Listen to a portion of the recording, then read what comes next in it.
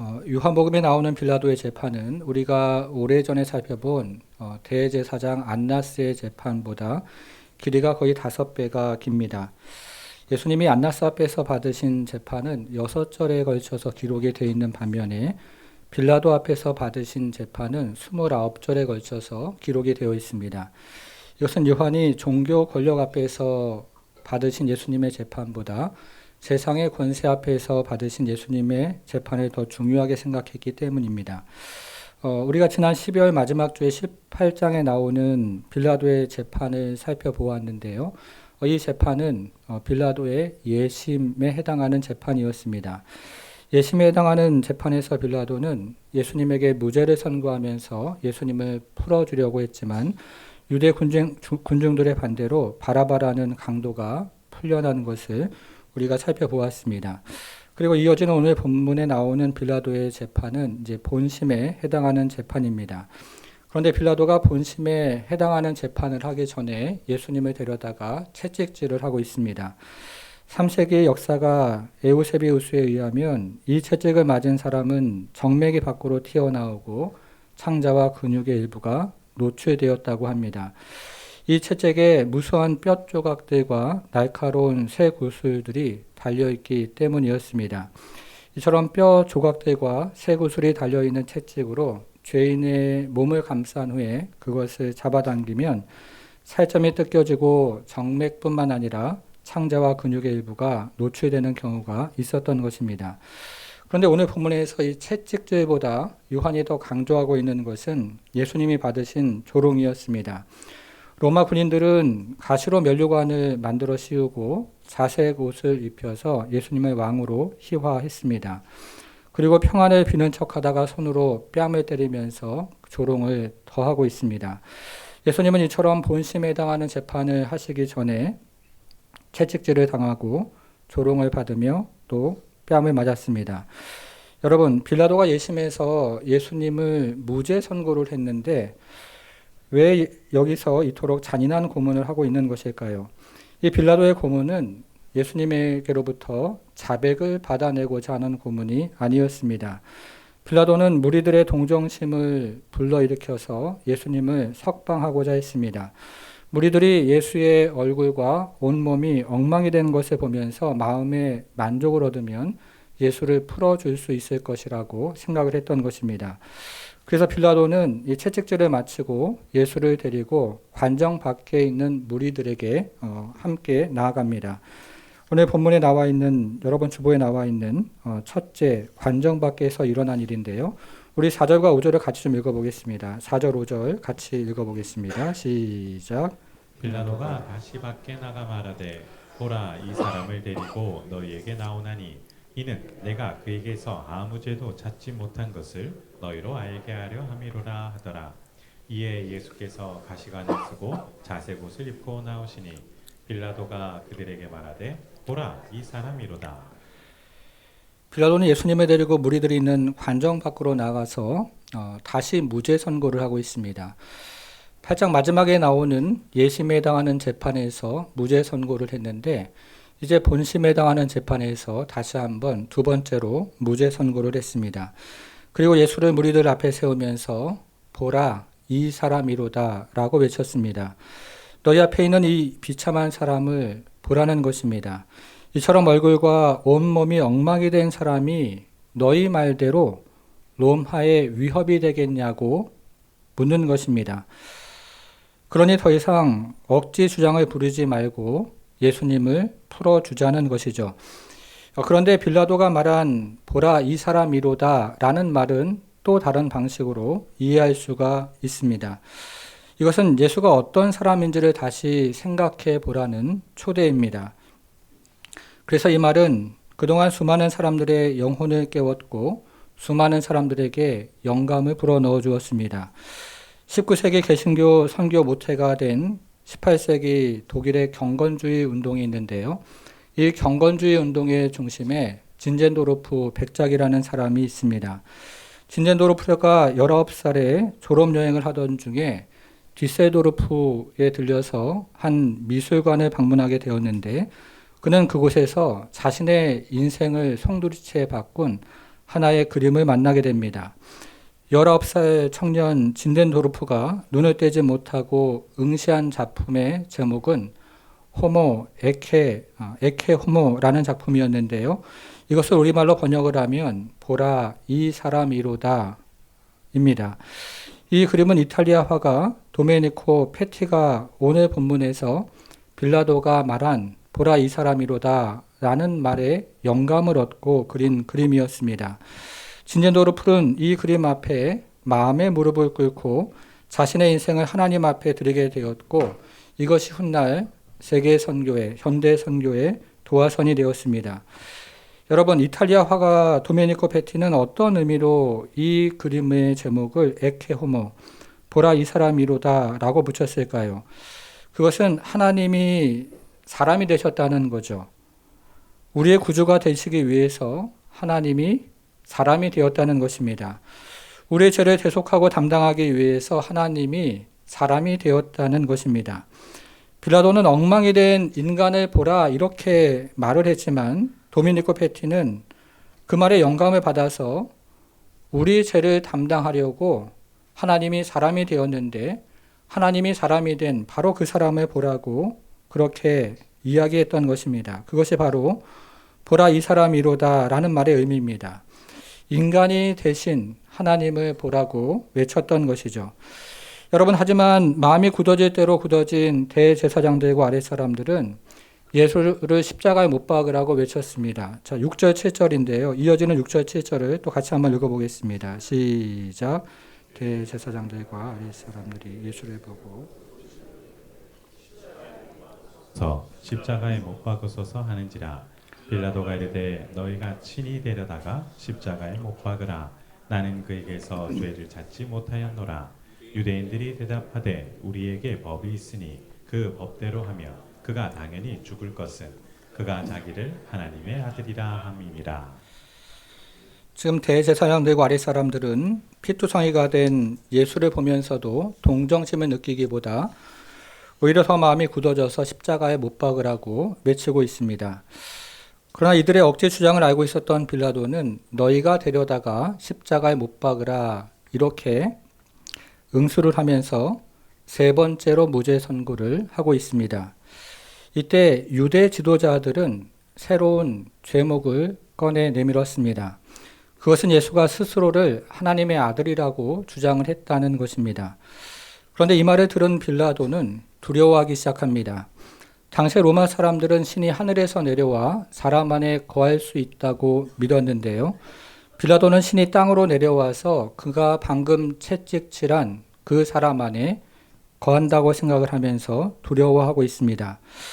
온몸이 피투성이가 되었음에도 불구하고 적극적으로 자신을 변호하지 않는 그 모습을 보면서 그리고 자신을 죽음의 구름텅이 속으로 밀어넣으려는 주변 사람들의 수많은 아우성 속에서도 초연함을 잃지 않는 그 모습을 보면서 빌라도는 어쩌면 이 사람이야말로 진실로 하나님의 아들일 수 있다는 생각에 두려워했던 것입니다.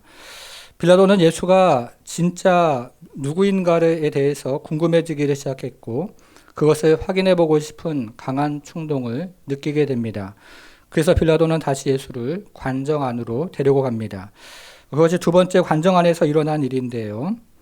빌라도는 다시 예수를 관정 안으로 데리고 들어가서 이제 신문을 시작합니다. 8절부터 10절인데요. 그것도 같이 한번 좀 읽어보겠습니다. 8절부터 10절 시작. 빌라도가 이 말을 듣고 더욱 두려워하여 다시 관정에 들어가서 예수께 말하되 너는 어디로부터냐 하되 예수께서 대답하여 주지 아니하시는지라. 빌라도가 이르되 내게 말하지 아니하느냐. 내가 너를 놓을 권한도 있고 십자가에 못 박을 권한도 있는 줄 알지 못하느냐. 빌라도는 혹여나 자신이 하나님의 아들에게 행한 고문과 조롱으로 인해서 어떤 벌을 받을 수 있다고 생각하면서 8절에서 우리가 읽은 것처럼 더욱 두려워하고 있습니다. 이런 두려움 때문에 빌라도는 예수의 기원에 대해서 물었습니다. 그러나 예수님은 빌라도의 질문에 대해서 침묵을 하고 계십니다. 그러자 빌라도는 내가 당신을 풀어줄 권세도 있고 십자가형에 넘겨줄 권세도 있다고 예수님을 종용을 하고 있습니다. 그런데 자기에게 자비를 건충할 줄 알았던 예수님의 입에서 매우 뜻밖의 대답이 흘러나오고 있습니다. 11절인데요. 11절에 보니까 이렇게 이야기하죠. 예수가 대답하시되 위에서 주지 아니하셨더라면 나를 해할 권한이 없었으리니 그러므로 나를 내게 넘겨준 자의 죄는 더 크다 하시니라. 이것은 본심에 해당하는 재판에서 예수님이 빌라도에게 했던 유일한 말씀이자 설교였습니다. 예수님은 이 재판에서 빌라도에게 지금 권세에 대한 주제로 설교를 하고 계십니다. 예수님은 빌라도에게 빌라도가 지금 행사하는 권세의 실상에 대해서 알려주고 계십니다. 빌라도가 지금 행사하는 권세의 실상은 로마의 권세가 아니라 하나님으로부터 잠시 허락된 권세라고 알려주십니다. 다시 말하면 하나님께서 빌라도의 손에 예수님을 잠시 넘겨주신 것이라는 뜻입니다. 그래서 이 재판의 주제가 권세로 뒤바뀌는 것이죠. 이 재판의 주제가 권세에 대한 주제로 바뀌고 있습니다. 여러분, 우리가 이 재판을 읽어보면 이 재판 안에 굉장히 많은 수많은 내용이 등장하지만 예수님은 그럼에도 불구하고 이 재판의 주제를 한 가지로 초점을 모으시는데 그것이 바로 권세라는 것입니다. 자, 이제 마지막으로 관정 밖에서 일어난 일을 생각해 보겠습니다. 세 번째, 관정 밖에서입니다. 여러분, 지금 이 재판을 진행하는 빌라도의 마음은 어떤 마음이었을까요? 한편으로는 무죄한 예수님에 대한 두려움이 있었고 또 다른 한편으로는 유대인들의 폭동에 대한 두려움, 그 사이에서 빌라도는 끊임없이 방황을 하고 있습니다. 그런데 빌라도가 이 같은 심리적인 방황에 종지부를 찍고 예수님에게 십자가형을 선고한 이유가 12절에 나오고 있습니다. 12절. 이러함으로 빌라도가 예수를 놓으려고 힘썼으나 유대인들이 소리질러 이르되 이 사람을 놓으면 가이사의 충신이 아니니이다. 무릇 자기를 왕이라 하는 자가 가이사를 반역하는 것이니이다. 빌라도는 예수가 로마 황제에 대한 반역을 모의하다가 붙잡힌 것이 아니라는 사실을 잘 알고 있었습니다. 그럼에도 불구하고 빌라도가 유대인들의 요구에 쉽게 굴복해서 예수를 십자가형에 넘길 중요한 이유가 있었습니다.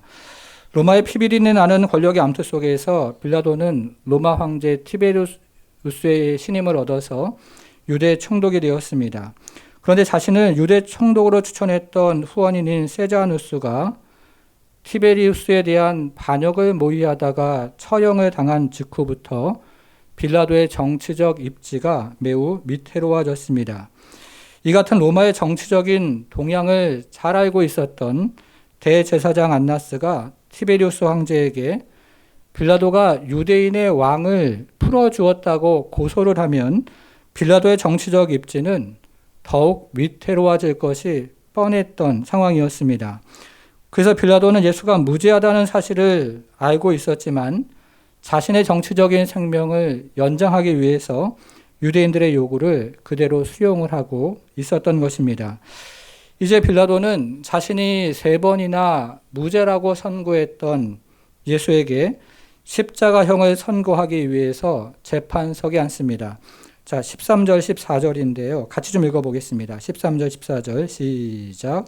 빌라도가 이 말을 듣고 예수를 끌고 나가서 돌을 깐 뜰 히브리 말로 가바다에 있는 재판석에 앉아 있더라. 이날은 6월절의 준비일이요 때는 제6시라. 빌라도가 유대인들에게 이르되 보라 너희 왕이로다. 여러분, 우리가 지금 짧은 2절을 읽었는데요. 이 짧은 2절 안에 시간과 장소에 대한 기록이 굉장히 많이 나옵니다. 먼저 장소에 대한 3가지 언급이 나오는데요. 첫째는 지금 빌라도가 재판하고 있는 재판석이라는 단어가 나오고요. 둘째는 그 재판석의 위치가 나오는데 돌을 깐 뜰이다 이렇게 나오고요. 그리고 세 번째로는 이것의 히브리 말이 나오는데 가바다라는 말이 나옵니다. 이 3가지 장소가 의미하는 것은 이것이 공식적인 로마의 권력의 자리, 재판의 자리라고 이야기하는 것입니다. 그것이 13절이죠. 이어서 14절에 시간에 대한 2가지 언급이 나옵니다. 첫째는 6월절의 준비일인데요. 이 6월절의 준비일이라는 말은 6월절을 준비하는 준비일이라는 그런 문자적인 의미가 아니고 6월절에 안식일이 있는데 그 안식일에 준비일이라는 의미를 가지고 있습니다. 그리고 이어서 또 다른 시간이 한 가지가 더 나오는데요. 제6시라는 시간이 나옵니다. 6시는 유대인의 시간으로 정오 12시에 해당을 하는데요. 6월절 정오 12시는 성전 경내에서 6월절 양을 도살하는 이스라엘의 가장 성스러운 시간을 의미합니다. 그것이 13절이죠. 그러니까 13절에서 이야기하는 두 가지 시간이 의미하는 것은 그것이 유대인의 가장 성스러운 시간이었다라는 것을 우리에게 알려주고 있는 것입니다. 이처럼 14절은 공식적인 로마의 권력에 대한 이야기가 나오고 14절에서는 가장 거룩한 유대의 시간이 나오는데요. 이 두 가지가 만나는 지점에서 예수님의 재판에 관한 역사적인 판결이 이루어지고 있습니다. 여러분 14절을 다시 한 번만 좀 볼게요. 14절. 이날은 6월절의 준비일이요 때는 제6시라. 빌라도가 유대인들에게 이르되, 자 뭐라고 이야기하죠? 보라 이렇게 이야기하죠. 빌라도가 유대인들에게 보라 이렇게 큰 소리로 외칩니다. 이것은 로마의 공식적인 판결이 다음에 일어나는 바로 그것이다 라는 의미를 가지고 있는 것입니다. 로마의 가장 공식적인 권력의 자리에서 이스라엘의 가장 성스러운 시간에 예수가 누구인지를 로마가 공식적으로 지금 판결을 내리고 있다는 뜻입니다. 자, 여러분, 로마는 예수를 누구라고 공식적으로 지금 판결을 하고 있습니까? 자, 14절을 조금만 더 볼게요. 14절. 자, 보라. 그 다음의 내용인데요. 자, 어떻게 빌라도가 판결을 하고 있습니까? 너희 왕이로다. 로마는 예수가 너희 왕이라고 공식적으로 판결을 하고 있는 것입니다. 물론 이것은 빌라도가 유대인의 민심을 달래고 동시에 유대인들의 향해서 조롱을 하고 있는 말입니다. 그러나 빌라도는 부지 중에 예수의 메시아적 왕권을 공식적으로 선포를 하고 있는 것이죠. 예수가 하나님 백성들의 왕이라고 공식적으로 선포를 하는 것이고 예수가 만왕의 왕이 되신다고 공식적으로 선포를 하고 있는 것입니다. 여러분, 빌라도는 로마를 대표하고 있는 사람인데요. 이 로마를 대표하고 있는 이 빌라도가 전 세계를 향해서 예수가 누구인지를 선포하고 있는데 그것은 예수가 바로 왕이라는 사실을 선포하고 있습니다. 여러분, 우리는 앞에서 빌라도가 예수님의 진정한 인성을 선언하면서 보라, 이 뭐라고 그랬죠? 사람이로다. 인성에 대해서 선포를 했는데 여기서 빌라도는 다시 무의식적으로 예수님의 메시아적인 왕권을 선포하면서 보라, 너희의 왕이로다. 이렇게 선언을 하고 있습니다.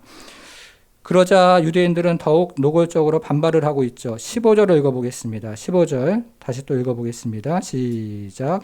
그들이 소리 지르되 없이 하소서 없이 하소서 그를 십자가에 못 박게 하소서. 빌라도가 이르되 내가 너희 왕을 십자가에 못 박으랴. 대제사장들이 대답하되 가이사 외에는 우리에게 왕이 없나이다. 이 빌라도의 역설적인 판결에 대해서 유대인들은 굉장히 격렬하게 반응을 하고 있습니다. 유대인들은 소리를 지르면서 없이 하소서, 없이 하소서, 그를 십자가에 못 박으소서라고 외치고 있죠. 그리고 대제사장이 이렇게 이야기를 하는데요. 대제사장이 가이사 외에는 우리에게 왕이 없다라고 선언을 하고 있습니다. 여러분, 대제사장은 이스라엘을 대표하고 대변하는 사람이니까 이 대제사장의 선언은 바로 이스라엘의 공식적인 선언이 됩니다. 그래서 이것은 이스라엘 백성이 메시아에 대한 믿음과 희망을 공식적으로 부인하는 것입니다. 이것은 유대교의 신앙을 왜곡하는 것일 뿐만 아니라 메시아의 왕되심에 대해서 이스라엘 백성들이 공식적으로 메시아에 대한 신앙의 그 믿음과 소망을 부인하고 있는 것이죠. 그것도 하나님께서 이스라엘 백성들을 애굽에서 구원한 바로 그 출애굽 경험한 6월절 당일에 하나님의 백성들이 언약을 파기하고 있습니다.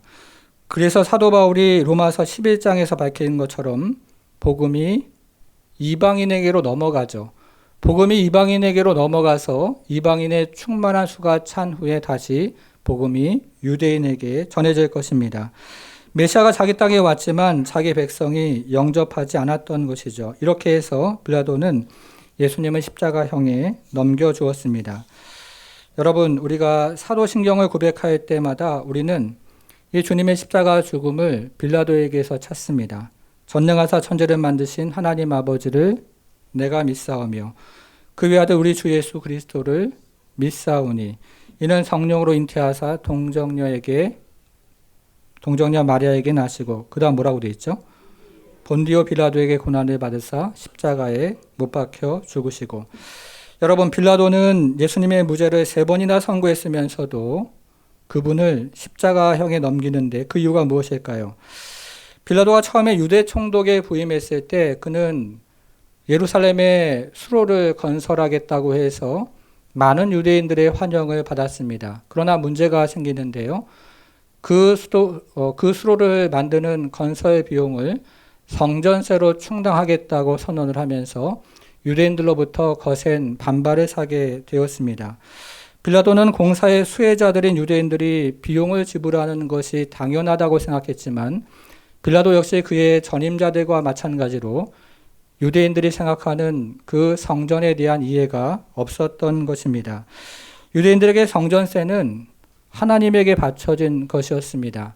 성전세는 하나님에게 바쳐진 것이었기 때문에 이것을 사용할 수 있는 유일한 권한이 사내들인이라고 생각했고 이것을 이방인이 사용하는 것에 대해서 거세게 반발을 했던 것입니다.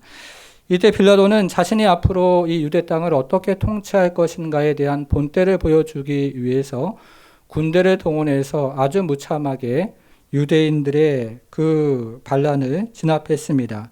그러나 이 사건은 결과적으로 로마 황제에게 커다란 정치적인 부담을 안겨주었고 결국 빌라도의 정치적인 입지를 위태롭게 만들었습니다. 이후에 빌라도는 자신의 손상된 권위를 회복하기 위해서 로마 황제 티베리우스의 형상이 새긴 방패를 성전 경내에서 사용하도록 했습니다. 그러나 유대인들은 로마 황제 형상이 새겨진 방패를 성전에서 사용하는 것은 우상 숭배에 해당한다고 반발을 다시 하면서 아무 형상이 그려져 있지 않은 방패를 사용할 것을 요청했습니다. 그러나 빌라도는 다시 한번 강한 지도자의 이미지를 보여주기 위해서 이번에도 자신의 뜻을 굽히지 않았습니다. 일로 유대인들은 폭동을 일으키지는 않았지만 대신에 로마 황제에게 직접 탄원서를 제출했습니다. 당시 로마 황제는 국내 문제로 골머리를 앓고 있었던 터라 빌라도에게 유대인의 감정을 건드리는 방패 문제를 백지화하라고 공식적으로 명령을 했습니다. 이 사건은 빌라도의 정치적인 입지를 위태롭게 만드는 결정적인 계기가 되었습니다. 이런 배경에서 대제사장이 지금 이야기를 하고 있는데요. 이 대제사장의 말은 빌라도에게 굉장한 엄청난 압력으로 느껴졌을 것입니다. 그래서 결국 빌라도는 자신의 정치적인 생명을 연장하기 위해서 예수를 십자가형에 넘겨주고 있습니다. 빌라도가 진리를 포기하고 진리를 선택한 것입니다. 여러분, 지금 빌라도의 마음을 강하게 움켜쥐는 것이 무엇일까요? 빌라도의 마음을 강하게 움켜쥐는 것은 하늘의 권세가 아니라 이 땅의 권세였습니다. 아니, 빌라도 자신이 강하게 움켜잡은 것은 하늘의 권세가 아니라 이 땅의 권세였습니다. 여러분, 우리가 오늘 본문을 유심히 묵상해 보면 지금 빌라도의 마음은 두 가지 권세가 서로 강하게 부딪히면서 갈등을 하고 있습니다. 빌라도의 심령을 하늘의 권세로 인도하는 예수님의 설교와 또 빌라도의 심령을 땅의 권세로 인도하는 군중들의 외침이 서로 강력하게 부딪히면서 빌라도는 갈등하고 또 갈등하고 또 갈등을 거듭하고 있습니다. 빌라도는 이 두 사이에서 갈등하다가 결국 땅의 권세에 충성하라는 목소리에 굴복을 하고 있습니다. 빌라도는 잠시 동안에 하늘의 권세로 인도하는 예수님의 설교 말씀을 듣고 3번이나 예수님의 무죄를 선고하기도 했지만 결국 황제의 권세에 충성하라는 목소리에 무릎을 꿇었습니다. 여러분, 이것이 종종 저와 여러분의 모습은 아닐까요? 내가 어떤 힘을 붙잡느냐에 따라서 나는 그 힘에 조종을 받게 되어 있습니다. 내가 내 위에 어떤 권세를 두느냐에 따라서 나는 그 권세를 따라가게 되어 있습니다. 돈의 힘을 의식하면서 그것에 마음을 두면 돈이 우리의 우상이 되어서 돈에게 질질 끌려가는 인생을 살아가게 됩니다. 자녀에게 온 마음을 쏟아내서 자녀가 우상이 되면 나는 자녀에게 끌려가는 인생이 되는 것이죠. 권력의 힘을 의지하면서 그것의 마음에 빼앗기면 이내 권력이 우리의 우상이 되어서 우리는 권력의 지배를 당하는 인생을 살아가게 됩니다. 여러분, 오늘날 우리가 살아가고 있는 이 세상을 한번 생각해 보십시오. 돈과 자식과 그리고 다른 사람들로부터 받는 인정과 권세, 그것이 우상이 되어가는 그 세상을 우리는 지금 살아가고 있습니다. 특별히 우리 사회에는 유독 이런 현상이 심각합니다. 한국 시장에서 성공을 거둔 세계적인 기업의 임원들이 한국을 방문하는 경우가 종종 있습니다. 이들이 한국을 직접 방문을 해서 판매량이 급증하는 원인에 대해서 분석을 하는데요. 대부분의 결론은 특별한 이유를 발견하지 못했음이라는 결론을 내린다고 합니다. 유명하기 때문에 그냥 사는 거죠. 다른 사람이 그 제품을 좋아하니까 따라하는 것입니다. 다른 사람이 사니까 나도 그 제품을 사는 것입니다. 이것은 교회도 마찬가지입니다. 우리나라 교회는요, 소수의 스타 설교자나 목회자에 대한 관심이 도를 넘어서고 있습니다. 그들이 자신의 교회를 향하여 하는 설교를 내가 다니는 교회를 향해서 적용을 하고 있습니다. 전혀 다른 상황인데도 말이죠. 그러면서 정작 우리 옆에 있는 신실하고 정직한 이들의 가치를 알아보지 못하고 있습니다. 평범한 그리스도인 개개인이 하나님 앞에서 가져야 하는 사유와 묵상과 그리고 성경 읽기와 그리고 적용과 책임을 잃어버리고 있는 그런 교회, 그런 시대를 우리가 살아가고 있습니다. 여러분, 그 두바이 쫀득 쿠키에 대해서 혹시 들어보셨습니까? 예, 서울에 가면요, 이 두바이 쫀득 쿠키를 사려고 줄을 사람들이 쭉 서 있는 모습을 어렵지 않게 본다고 합니다. 정작 두바이에서는 이 쿠키의 존재를 알지 못하는데 유독 한국에서 이처럼 인기가 높은 이유가 무엇일까요? 예수님께서 이런 말씀을 하셨는데요. 너희가 무엇을 보려고 광야에 나갔더냐? 바람에 흔들리는 갈대냐? 부드러운 옷을 입은 사람이냐? 라고 예수님 물으셨습니다. 예수님은 화려한 왕궁을 찾지 않고 진리를 찾으려고 광야에 나가는 사람들에게 바로 이런 질문을 하셨습니다. 그러나 진리를 찾으려고 광야에 가면서도 여전히 세상적인 기준을 가지고 그리고 그것에 사로잡혀서 사람들은 자신의 시선을 끌 만한 특별한 것을 찾았던 것입니다. 여러분, 우리도 진리의 말씀을 들으러 이 자리에 앉아 있고 또 진리를 찾으려고 그 예수님을 붙잡는다고 하지만 우리도 이 자리에서 여전히 사람들의 인정과 또 자신의 권위를 세워가는 자리가 바로 이 자리가 될 수 있다는 것입니다. 여러분, 그런데 이 땅의 권세를 붙잡은 이 빌라도와는 달리 하늘의 권세를 붙잡으신 분이 계셨습니다. 죽음의 그림자가 지금 시시각각으로 밀려오고 있는 그 절박한 절체절명의 위기의 순간에도 하늘의 권세를 붙잡은 예수님이 계셨습니다. 자기를 변호해주는 사람이 한 사람도 없는 그 절망스러운 순간에도 예수님은 한 채 흔들림도 없이 하늘의 권세를 붙잡으셨습니다.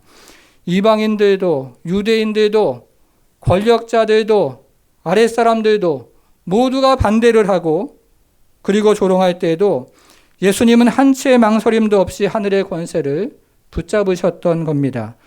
여러분, 예수님은 어떻게 그토록 모진 채찍을 맞으면서도 자신을 위해 아무런 변호를 하지 않을 수 있었을까요? 예수님은 어떻게 죽음 앞에서도 빌라도에게 진리를 증언하실 수 있었을까요? 예수님은 어떻게 죽음에 넘겨지면서도 유대 군중들의 그 위협 앞에서 그토록 당당할 수가 있었을까요? 그것은 예수님이 철저하게 하늘의 권세를 붙잡았기 때문입니다. 그것은 예수님께서 철저하게 하늘의 권세를 의식하며 살아가셨기 때문인 거죠. 그것은 예수님께서 사람의 생각이 아니라 하늘의 권세를 붙잡으며 여전히 하나님을 붙잡고 있었기 때문인 것입니다. 여러분, 예수님이 진리를 붙잡지 않으셨다면 그토록 모진 고문을 피해 가실 수도 있었을 것입니다. 예수님이 진리를 챙기셨다면 십자가형을 피해 가실 수도 있었을 것입니다. 그러나 예수님은 철저하게 하늘의 권세에 그리고 그 권세를 붙잡았기 때문에 빌라도의 위협 앞에서도 아버지의 길을 걸어가실 수가 있었습니다. 예수님은 철저하게 하늘의 권세를 의식하고 또 하늘의 권세를 붙잡으셨기 때문에 성난 군중들의 협박 앞에서도 순종의 길을 걸어가실 수가 있었습니다. 성도 여러분, 우리가 붙잡아야 할 권세가 어떤 권세입니까? 빌라도가 붙잡은 땅의 권세입니까? 아니면 예수님이 붙잡으신 하늘의 권세입니까? 우리가 이 땅의 권세를 선택할 때 우리에게 안전이 보장되어 있는 것 같습니다. 우리가 이 땅의 권세에 순종할 때 우리가 승리할 것 같은 그런 느낌을 받습니다. 그러나 역사의 주인 되신 하나님 앞에 이 땅의 권세는 아침에 사라지는 이슬과 같고 바람에 날아가는 겨와 같습니다. 그리고 마지막 날에 이 땅의 권세는 하나님 앞에서 심판을 받을 것입니다.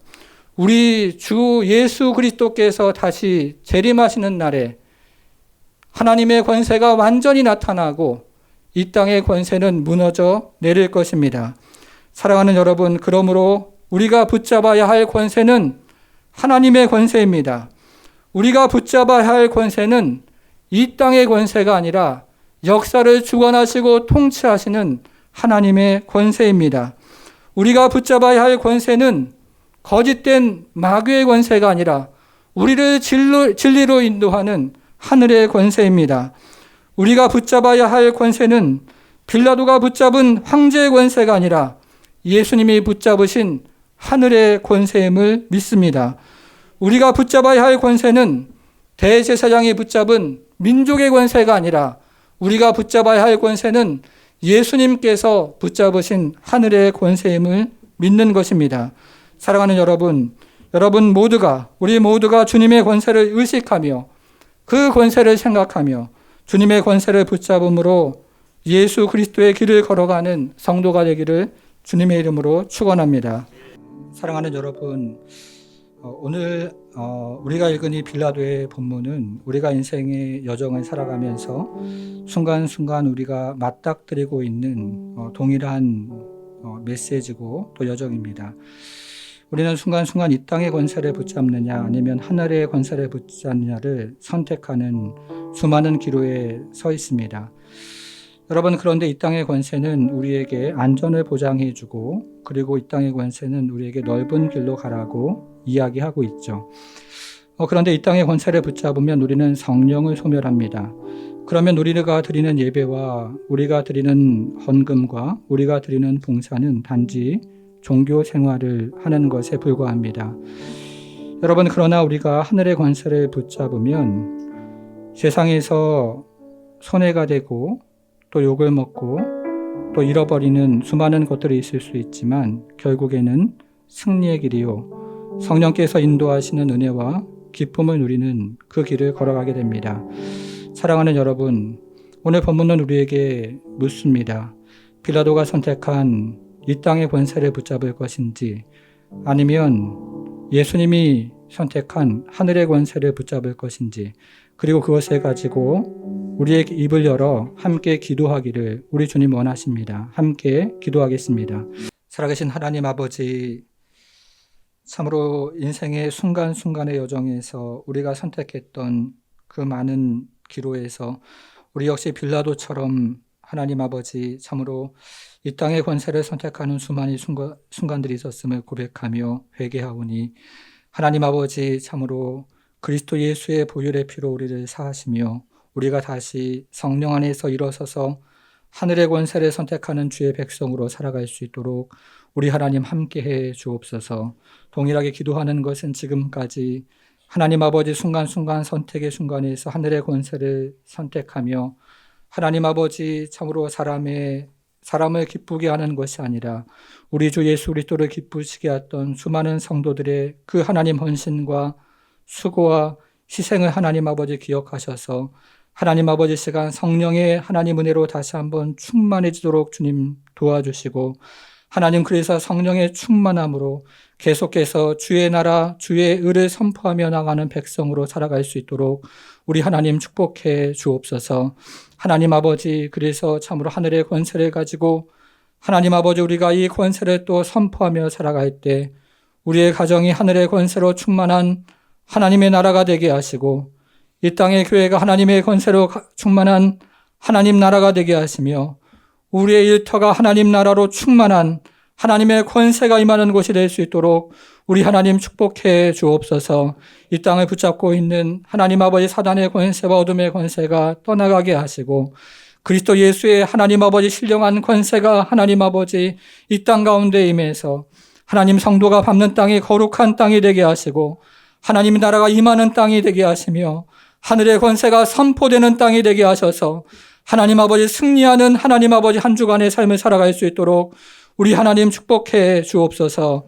이제는 우리 주 예수 그리스도의 은혜와 하나님의 크신 사랑과 성령의 감화 감동 충만케 하심이 세상의 권세 앞에서도 당당하게 하늘의 권세를 붙잡고 예수님을 따라가기 소망하는 모든 성도들 머리 위에 이제부터 영원토록 함께 하실지어다. 아멘.